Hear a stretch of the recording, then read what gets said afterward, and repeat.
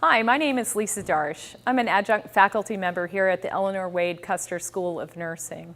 I'm responsible for international GEL trips related to the nursing population, and I want to tell you about the Geneva World Health Assembly trip that we run each year in May. This is a 3-credit course designed for graduate students in their respective schools of health professions or nursing and public health.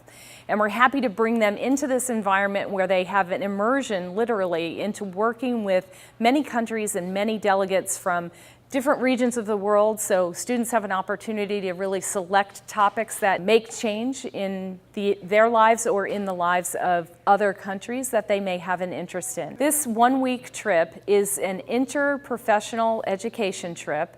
We take the PA school, the pharmacy school, and the nursing school, as well as public health with us to experience this exciting time in World Health Organization. The WHO is responsible for administering globally healthcare policy throughout the globe. Our students get a chance to interact with delegates that are actually on the floor of the World Health Assembly, preparing briefings before they go on key topics such as non-communicable diseases, falsified or superfluous medications, all kinds of activities related to being prepared to be on that floor, if you will, of the World Health Assembly.